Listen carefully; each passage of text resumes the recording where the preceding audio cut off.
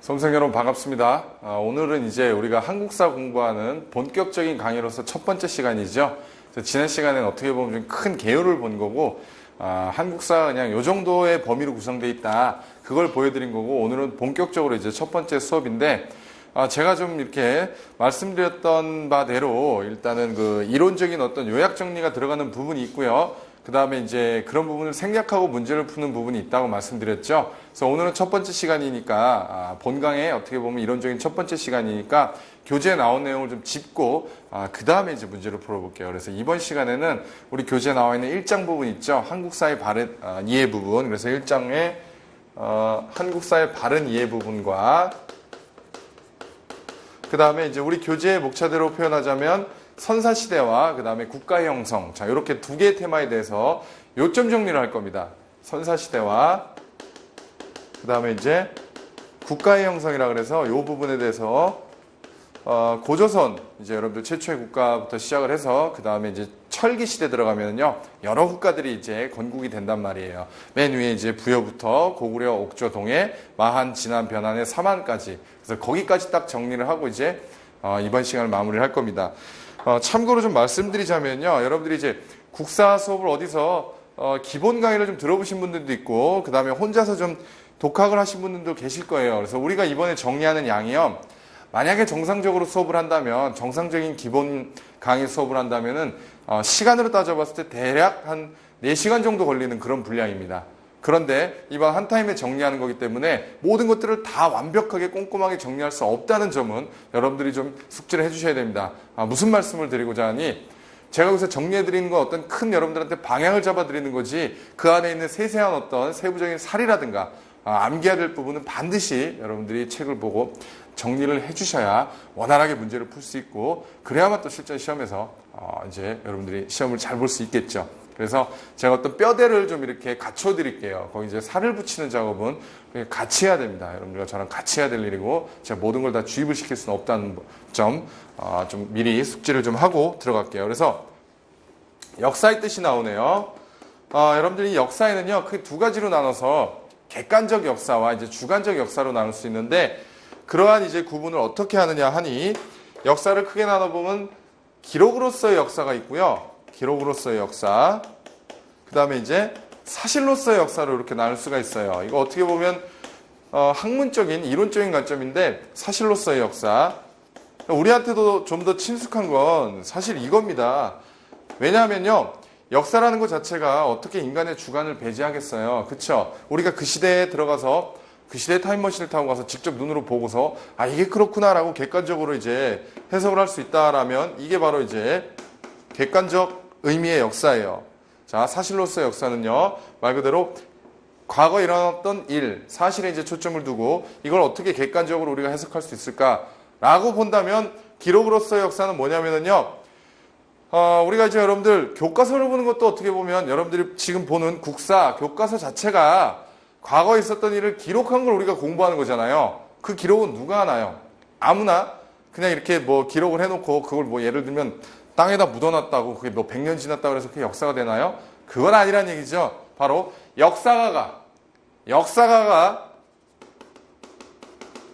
역사가의 주관적 해석을 통한 바로 기록이, 이게 바로 기록으로서의 역사예요. 그렇기 때문에 우리 책에 나와 있는 건 지금 그걸 얘기하고 있습니다. 그래서 요걸 한번 가지치기를 해보면서 정리를 할게요.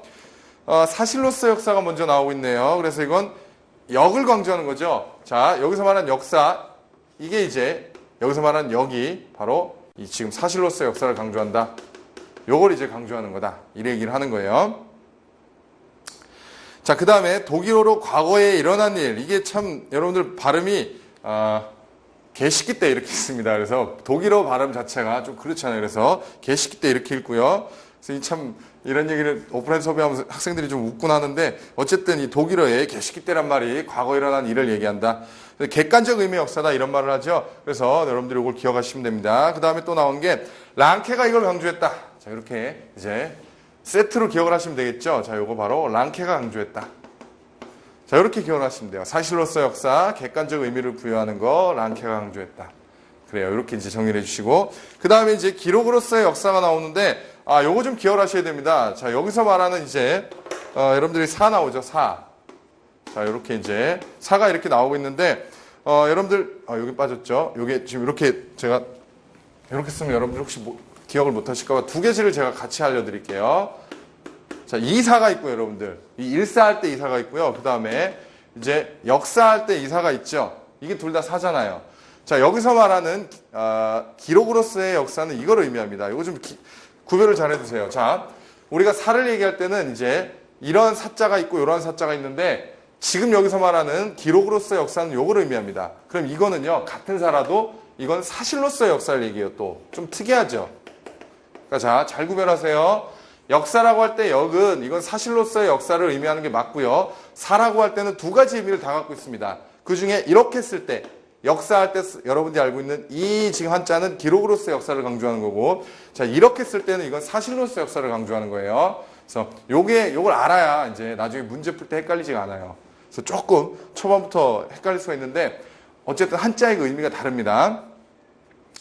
자, 기록으로서의 역사는 히스토리아. 그래서 그리스어로 히스토리아. 요걸 강조하는 거고, 그 다음에 그 밑에 보시면 주관적 의미의 역사고, 그 다음에 이건 카라는 사람이 강조했다. 이런 얘기 나오죠. 이렇게 이제 세트로 연결 지으시면 돼요. 기록으로서의 역사, 주관적 역사, 카가 강조했다. 이렇게. 한자로는 요거. 자, 다시 사실로서의 역사는 한자로는 요거 또는 역을 강조하는 거, 그 다음에 객관적 의미를 부여하는 거, 랑케가 강조했다. 정리됐죠? 그래서 이거 이제 문제풀 막 섞어놔요. 하나도 어려운 거 없어요. 요것만 잘 기억하면. 요 정도 하고, 그 다음에 나머지 부분 여러분들 한번 읽어보세요. 그냥 역사 학습을 왜 해야 되느냐? 그래요. 뭐 어떤 세계사적인 보편성을 이해하고 우리 민족사적인 어떤 특수성을 이해하는 이런 데서 이제 역사 학습의 의의를 찾을 수 있겠죠.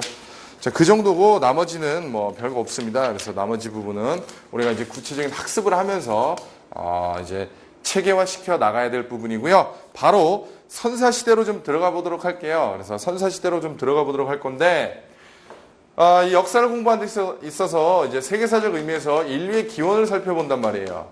자, 인류의 기원을 살펴보는데 여러분들이 기억하셔야 될 거는 두 가지입니다. 그래서 이게 종교적으로 얘기할 때는요, 이제 구약 성경을 보면 창세기, 구약 성경의 첫 편이죠. 창세기에서는 이제 하나님께서, 여호와께서 이 인간을 창조하셨다 뭐 이런 얘기가 나오고, 또 이게 종교에서 보는 입장하고 또 과학에서 보는 입장, 과학 중에서도 일반적인 자연과학에서 보는 입장과 그 다음에 문화인류학적인 관점에서 보는 게 이제 인류의 조상이 다른데요.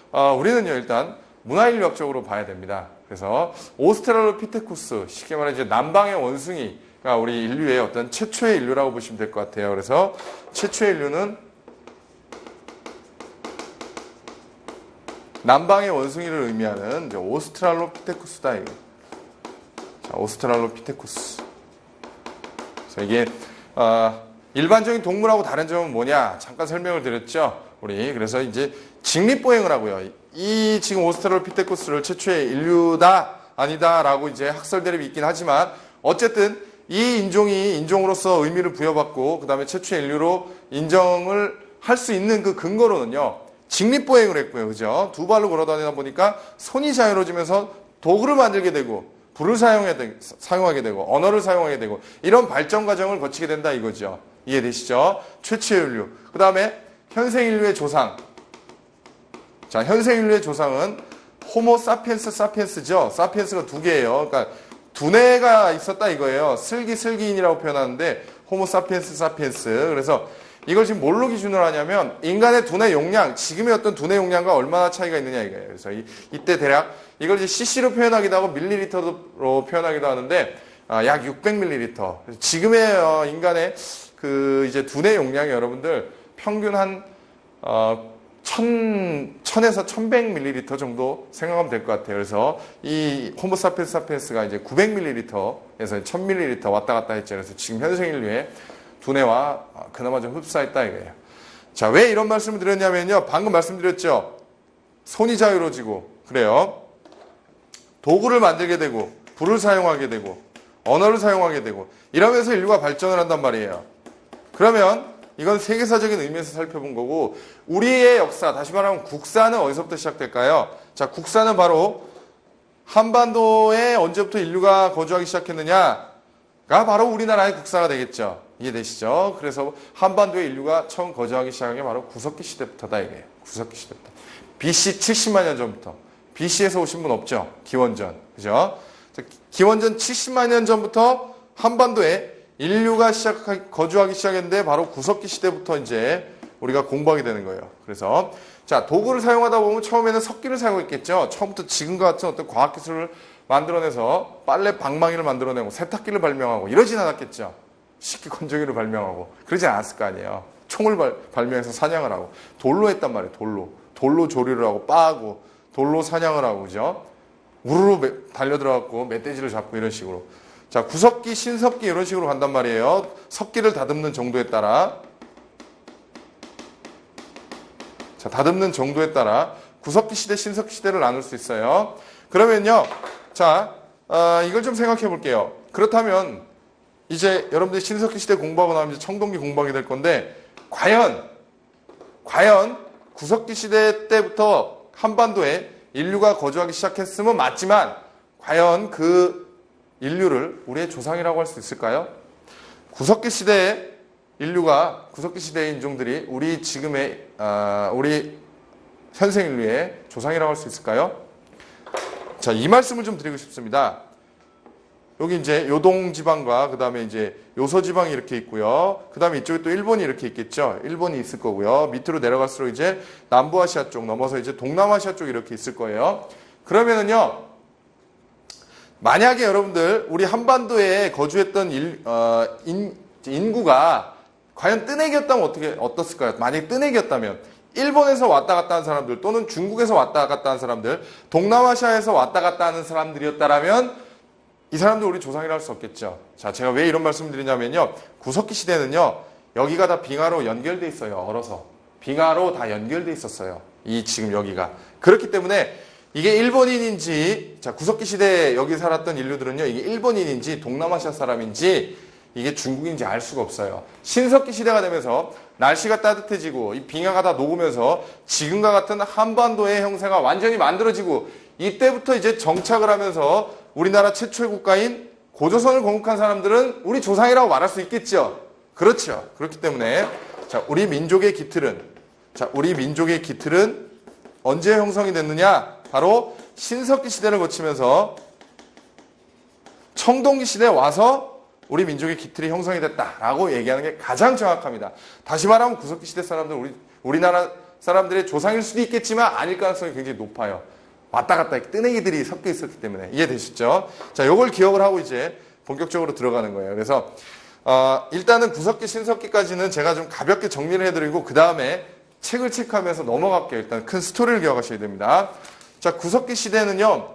일단 기본적으로 여러분들이 여기서 이 셋 다 공통적으로 철기까지 뭘 기억하셔야 되냐면 자, 이거 이제 지웁니다. 이거 다 이해하셨으니까.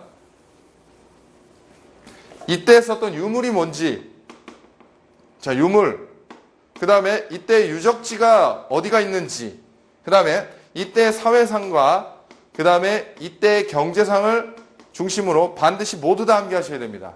모두 다 암기하셔야 돼요. 모두 다. 그래서 큰 가닥만 알려드리면 자, 구석기 시대는 뗀석기를 사용했고요.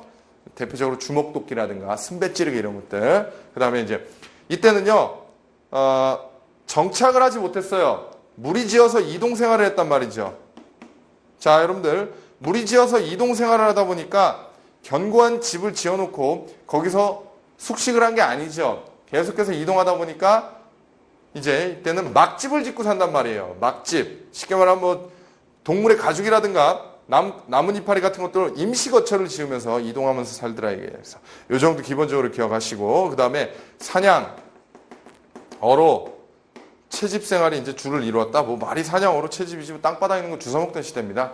그래요. 자, 신석기 시대는요. 석기를 갈기 시작합니다. 간석기를 사용하게 되고요. 자, 정착을 하게 되죠. 정착을 하게 됨에 따라 이제 농경이 시작되는데 여기서 여러분들이 반드시 기억하셔야 될 거. 농경을 시작했다고 그러면 대다수의 사람들이 밥 지어 먹었겠다, 쌀 지어 먹었겠다 이런 생각하죠. 아닙니다. 벼농사가 아니에요. 조피, 수수와 같은 밭농사가 중심을 이뤘다. 자, 이런 거. 그 다음에 토기를 사용하게 되고 이름 민무늬 토기라든가 뭐 빗살무늬 토기라든가 이런 것들. 그 다음에 정착을 하게 되니까 움집이 아니라 막집이 아니라 움집 짓고 살게 되고 그 다음에 이제 종교가 발생하게 되고 이런 것들, 샤머니즘이라든가 애니미즘이라든가 토테미즘이라든가 이런 것들. 자, 그래요. 자, 요 정도 여러분들 일단 큰 틀을 기억하시고, 청동기 시대는요, 뭘 기억하셔야 되냐면, 자, 이때는요, 여러분들, 청동 무기는 있습니다. 청동 무기는 사용을 했어요. 대표적인 게 바로 비파처럼 생긴 게 있습니다. 비파형 동검. 자, 비파형 동검. 그 다음에 이때 여러분들 기억하셔야 될 거. 자, 이때 청동 농기구는 없어요. 청동기 시대지만 청동 농기구는 없다는 거 기억하셔야 됩니다. 청동 농기구는 없더라. 그래서 아직까지 농기구는 석기였지만 신석기, 구석기 시대보다는 훨씬 더 정교하고 날카로운, 대표적으로 반달 돌칼 같은 것들. 그래서 청동 농기구는 없다. 그래서 석기를 사용했다. 이게 대표적인 게 반달 돌칼이다. 이게 반달 돌칼. 그래서 그림으로 많이 출제되죠. 이렇게 생겼어요. 반달 돌칼. 이렇게 생겼어요. 그래서 구멍이 나 있는데 요거를 이렇게 해갖고 이제 이렇게 캐골조로처럼 하는 게 아니라 여기 이제 손가락을 넣어서 이렇게 베든가 아니면 이제 이거 목걸이로 만들어서 이렇게 뱉다는 얘기는 있는데 모르겠어요. 뭐 제 생각에 손가락 넣어서 벤 것 같아요. 자, 어쨌든 간에 이런 형태로 이제 간단 말이에요. 이 시대 기억을 하셔야 될 게 뭐냐면 고조선이 건국이 되죠. 자, 이래서 이때 어떤 그 사회상이라든가 경제상은 청동기 시대의 사회상 경제상은요 이렇게 고조선과 맞물려 있어요. 똑같아요, 내용이. 이를테면 지배계급이 이제 군장이 이제 나타나면서 어떤 계급이 분화되고 이런 것들 있죠. 대표적으로 뭐 고인돌을 통해서 알 수 있고 이런 것들. 그 다음에 사회상은 어때요? 이제 이를테면 움집이나 이런 막집 짓고 사는 게 아니라 구릉이나 산간지대에서 배산임 수출하게 나타나게 되고 뭐 이런 것들, 이런 걸 정리하는 거예요. 그래서 고조선 나오면 당연히 고조선의 건국신화인 단군신화를 알아야겠죠, 여러분들. 그래서 이렇게 다 연결이 돼 있단 말이에요. 국사도요, 논리학이에요. 그래서 저는 국사 논리 암기학이라고 그러거든요. 무조건 암기하는 게 아니라 다 연결돼 있어요. 연결돼 있어서 논리적으로 암기하면 굉장히 쉽습니다. 그래요. 한번 기억하면은 국사는 제대로 한번 공부하면 한 1년 정도 머리에 남아 있어요. 그래요. 자, 일단 여기까지 하고 책 한번 정리하면서 조금 가지치기를 하도록 할게요. 어디부터 보시냐 하니 여러분들 그 2번 보시면 우리나라의 선사시대라고 나올 거예요. 우리나라의 선사시대. 자, 인종상으로는 황인종, 다시 말하면 인종상 몽고종이랑 이제 같은 얘기입니다. 몽골인종. 그래서 뭐 백인종이나 흑인종 없잖아요. 우리나라 다 황인종이잖아요. 언어학상으로 알타이어계. 자, 형성, 요서, 만주. 자, 요서, 만주, 한반도를 중심으로 분포하여 신석기 시대에서 청동 시대를 거친 과정에서 민족의 기틀 형성됐다. 지웠죠. 잠깐 있던 거. 자, 그 정도 보시고 구석기 시대에 보시면 여러분들 그 지도를 보시면은요. 이거 여러분들 다 암기를 하셔야겠지만 좀 팁을 하나 알려드릴게요. 구석기 시대의 유적지는요. 지도를 한번 다시 그려야겠네요. 자, 구석기 시대의 유적지는 주로 이제 이렇게 내륙에 분포합니다. 내륙 산간. 이해되세요? 자, 구석기 시대는 이렇게 내륙 산간에 분포해요. 신석기 시대는 어디 분포해요? 지도 보면 이렇게 해안. 이렇게 해안 지방. 그래서 신석기는 이렇게 주로 해안 지방. 청동기는요? 구릉 이런데 언덕 뭐 이런 데 있잖아요. 배산임 수치랑 이런 거. 자, 내륙. 그래서 주로 내륙 지역이었다. 약 70만 년 전부터 뭐 이런 얘기 하고요. 전기, 중기, 후기라고 되는데 여러분들 다 한번 읽어보세요.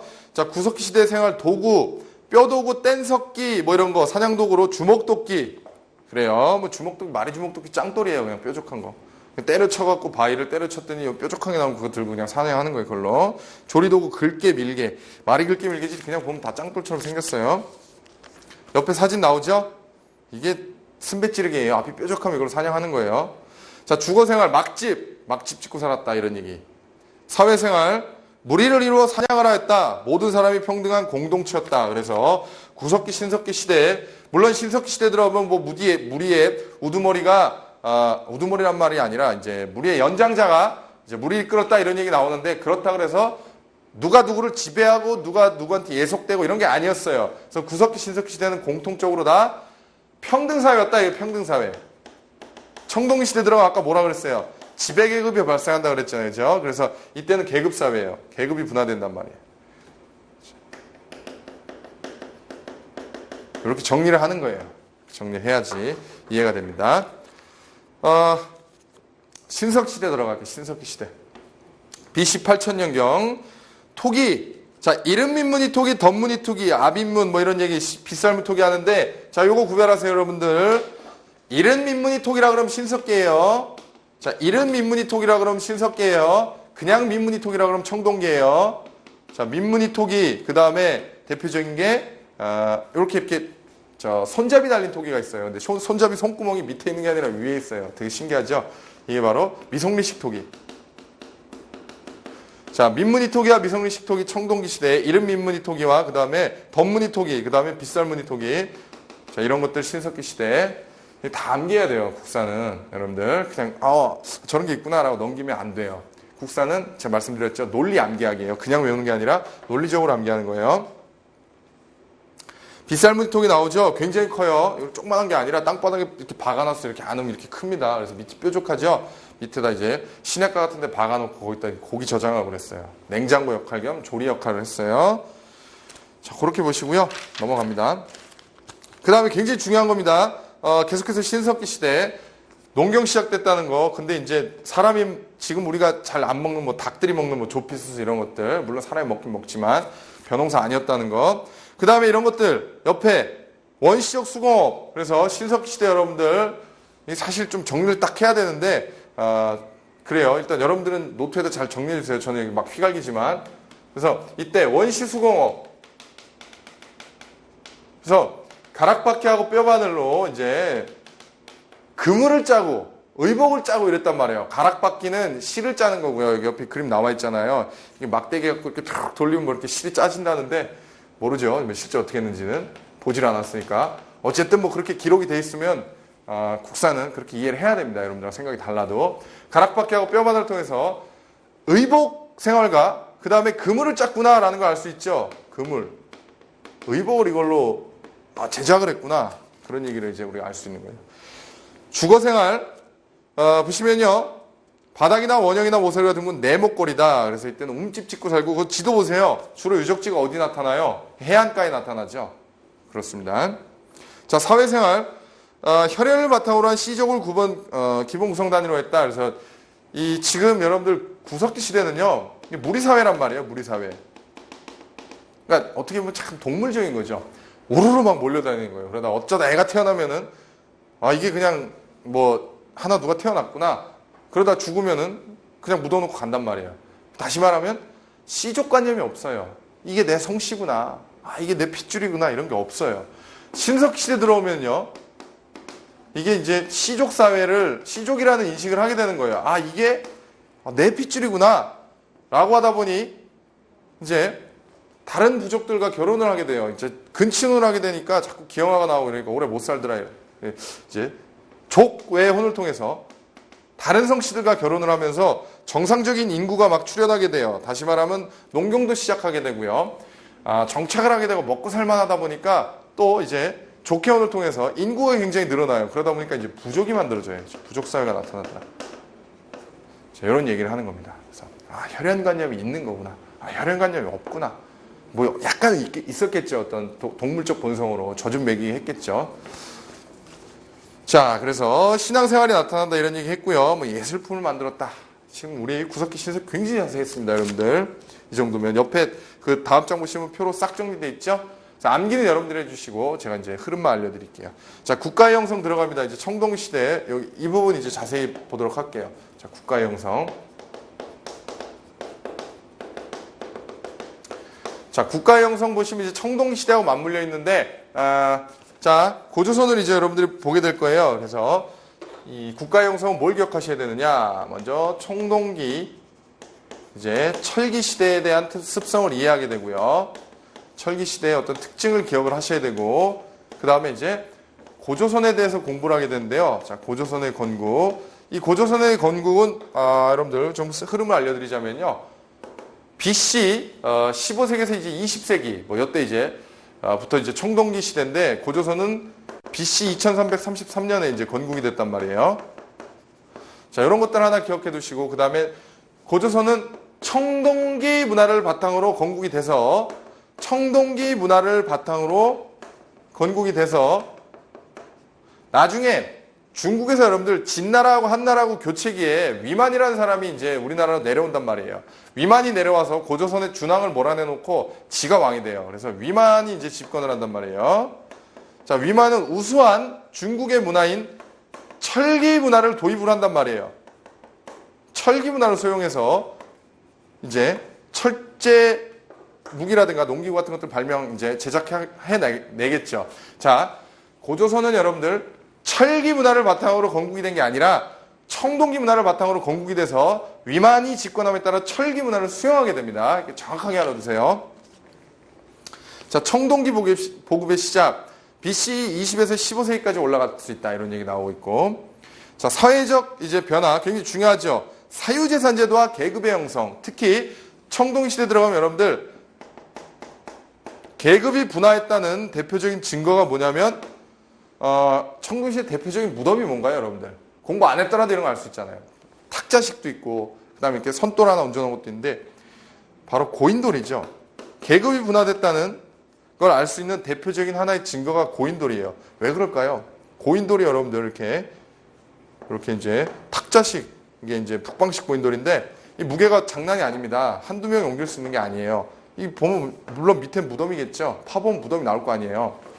그런데 여기를 이 밑에 무덤을 봤더니 청동 제품이라든가 아니면요 귀금속 같은 게 같이 출토되고요. 뭐 뼈와 같이 출토되고 이 엄청난 무게를 동원하면서까지 묻힐 정도면 이건 보통 사람이 아니겠다라는 거예요. 그렇죠? 모든 사람이 다 이런 무덤에 묻히는 게 아니더라. 그래서 이런 여기 묻힌 사람은 이건 보통 사람이 아니겠구나. 지도자급이 되겠구나라고 해서 이 군장이 출연한 걸 알 수 있다. 고인돌을 통해서. 자, 이런 겁니다. 자, 보시면은요, 유적지, 청동기부터 지금 보는 거예요, 여러분들. 지금 우리 청동기 시대 보고 있어요. 자, 유적지는, 밑에 보시면은 만주 지역으로부터 한반도에 걸쳐 널리 분포한다. 전국적으로 분포한다. 이런 얘기. 그 다음에 석기의 굉장히, 그 출토지 굉장히 중요한 거, 고인돌, 이런 것들. 석기, 반달 돌칼 나오고 있죠? 그러니까 이삭 뺀다든 거. 반달 돌칼, 청동제가 아니라 석기입니다, 여러분들. 석기. 자, 좀 넘어가시고요. 그 다음에 토기, 미성미식 토기, 민무늬 토기 뭐 이런 것들, 붉은 간토기 이런 얘기 나오고 있고 그 다음에 이제 철기로 들어갑니다. 자, 지금 우리 여러분들 국가의 형성 중에서 자, 체계를 좀 잡아보고 갈게요. 지금 우리가 같이 본 게 지금 청동기 본 거고요. 그 다음에 이제 철기 시대 보도록 할게요. 철기. 그래서 철기 시대로 들어가면요, 대표적으로 철제 무기와 철제 농기구를 통해 정복 전쟁을 위한 발판을 마련하게 되고요. 그 다음에 농업 생산량이 굉장히 증가하게 되겠죠. 그러면서 이제 여러 국가가 형성되는 그런 기틀이 만들어지는 거예요. 그런 얘기를 하는 겁니다. BC 4세기경부터 철제 농기구의 사용으로 농업 발달과 경제 기반이 확대됐다 이런 얘기하죠. 철제 무기, 철제 연못 사용으로 청동기는 의식용 도구로 전락한다. 그래서 자, 철기 시대 들어오면 청동기는 사용하긴 하지만 청동기는 의기화되더라 이거예요. 의기화. 다시 말하면 의식용 도구로 사용이 돼요. 이를테면 뭐 이제 제사에 사용된다거나 주술하는 어떤 이런 제사용 이런 것들 있죠. 아니면 장식품 이런 것들 있잖아요. 의식용 도구로 이제 사용이 된다. 그래서 의기화다 이렇게 표현해요. 의기화됐다. 이런 얘기를 하는 거예요. 자, 비파형 동건과 거친 무늬 거울이 다시 말하면 자, 비파형 동건과 거친 무늬 거울은 청동기 시대 거잖아요. 자, 철기 시대는 세형 동건과 그 다음에 잔무늬 거울을 사용하더라 이런 얘기. 이런 유물 같은 것들을 다 기억을 하셔야 돼요. 거푸집이 나오죠, 여러분들. 거푸집. 거푸집은 청동기를 짜던 틀인데 이게 많이 헷갈려 하십니다. 거푸집은 청동기를 짜는 틀을 거푸집이라고 그러는데 이게 철기 시대에 발견이 돼요. 다시 말하면 우리나라에 어떤 독자적인 청동기 문화가 있었음을 증명합니다. 철기 시대에 사용했어요. 근데 자, 우리만의 어떤 독자적인 청동기 문화가 있었구나라는 걸 증명해 주는 거죠. 왜? 청동기 짜는 틀이 우리 한반도에서 발견됐으니까 철기 시대에. 그러면 우리 한반도도 청동기는 다 수입해온 게 아니라 다른 데서 들여온 게 아니라 우리만의 스스로 만든 게 있었구나라는 걸 증명해 주는 거죠. 그런 겁니다. 굉장히 논리적이에요. 자, 청동기 철기 시대의 생활을 얘기하네요. 이제 뭉뚱그려 갖고 같이 얘기합니다. 자, 동그라미 2번에 동그라미 1번 경제 생활에 농업 굉장히 중요하죠. 자, 벼농사 시작 드디어. 자, 벼농사 시작은 여러분들 청동기 시대입니다. 이게 막 섞여 있는데 정리해 드릴게요. 자, 벼농사 시작은 여러분들 청동기 시대예요. 자, 청동기고요. 자, 계속해서 배산임 수치락은 청동기부터 계속해서 나타나는 겁니다. 쭉 넘어가 볼게요. 자, 사회생활 보면 빈부의 차와 계급사회 계속 얘기했죠. 고인돌 지금 나오고 있어요. 정치 권력의 발생, 계급이 분화됐다. 고인돌, 군장의 등장 다 했던 얘기죠. 그래요. 자, 넘어갑니다. 자, 쭉 넘어가서 단군과 고조선. 자, 단군과 고조선. 단군 신화에 대해서 간략하게 설명드릴게요. 자, 단군 신화 안에 모든 내용이 다 있습니다.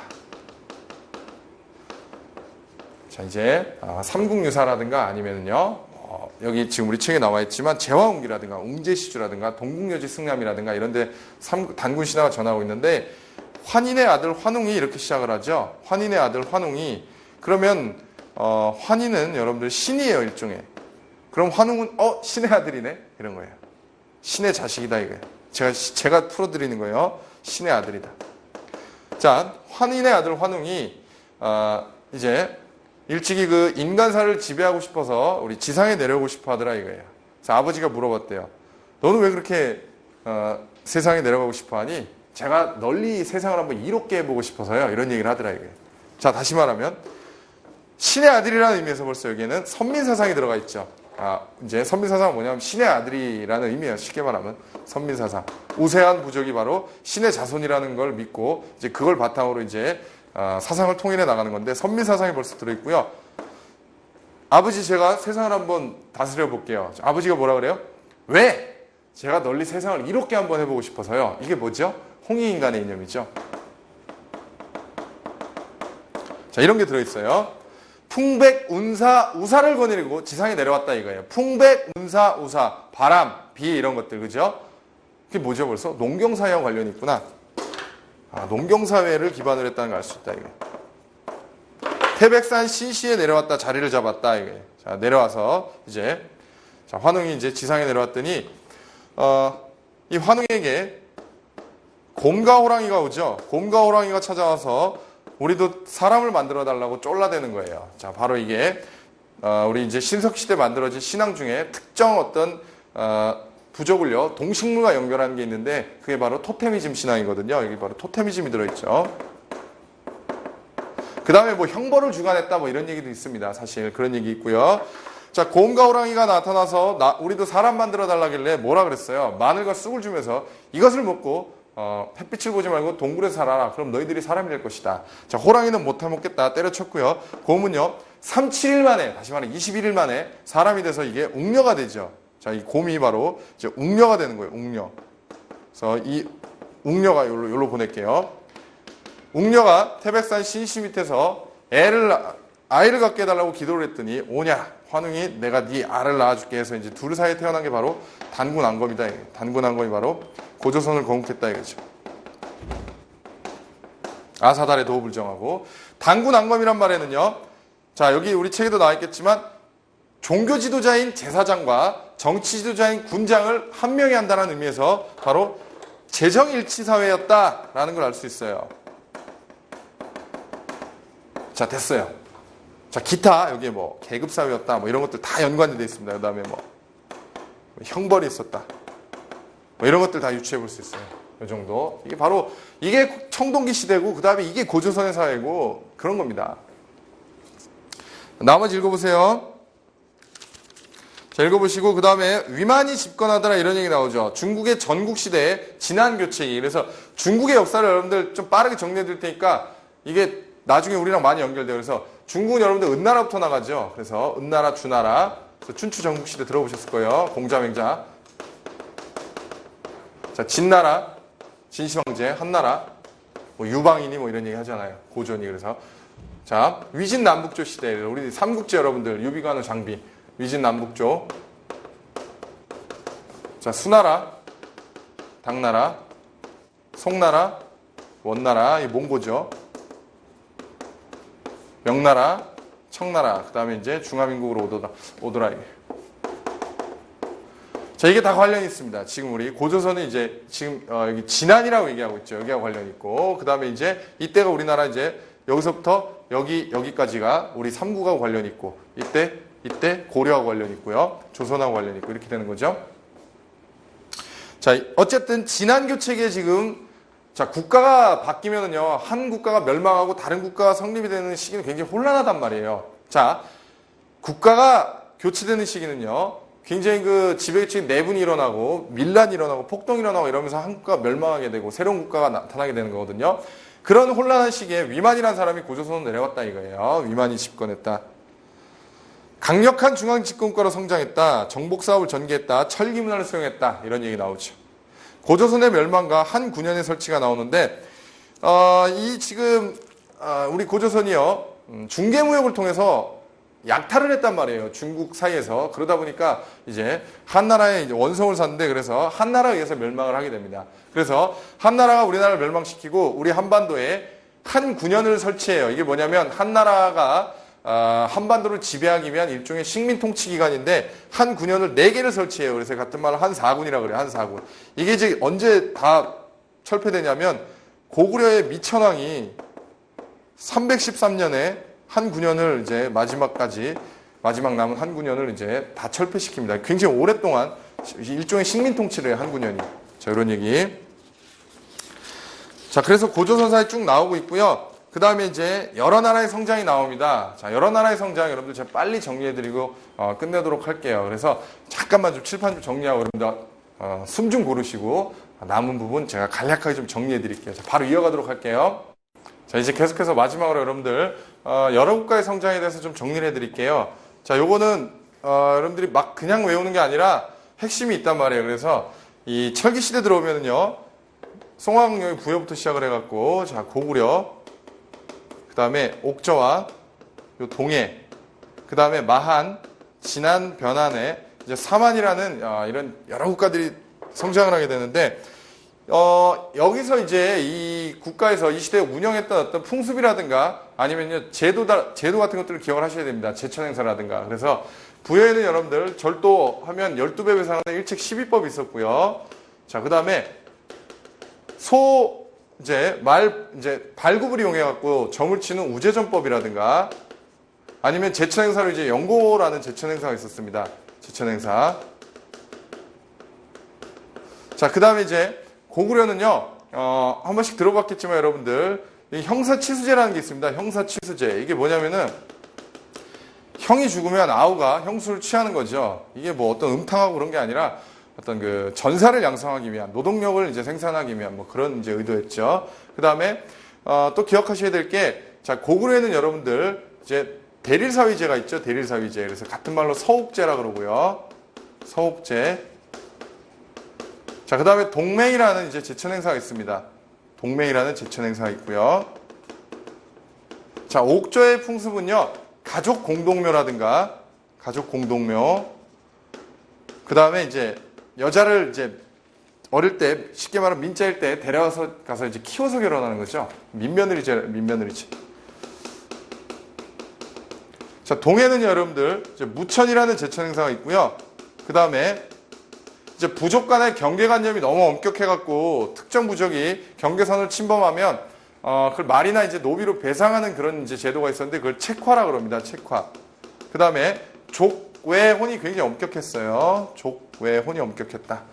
마한, 진안, 변해는 사만. 자, 사만 공통적으로 한번 살펴보면은요, 여기서 가장 큰 특징은 남부지방이잖아요. 굉장히 평야가 발달되어 있고, 낙동강이라든가, 섬진강, 그죠? 섬진강이라든가, 이런 강을 끼고 있기 때문에 벼농사가 굉장히 발달했더라, 이게.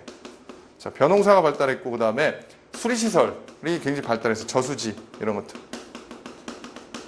자, 그 다음에 5월의 수린날이라든가 10월의 계절제. 자, 이런 게 이제 제천행사고요. 그 다음에 여기서 가장 큰 특징이 뭐냐면은요. 이 특히 변한, 나중에 이제 변한 지역에서 가야가 나오게 되는데 이쪽에 굉장히 철이 굉장히 발달했어요. 철 생산이. 그래서 변한의 철이 굉장히 유명했다는 거. 그 다음에 이 사만은요, 종교 지도자가 따로 있었어요.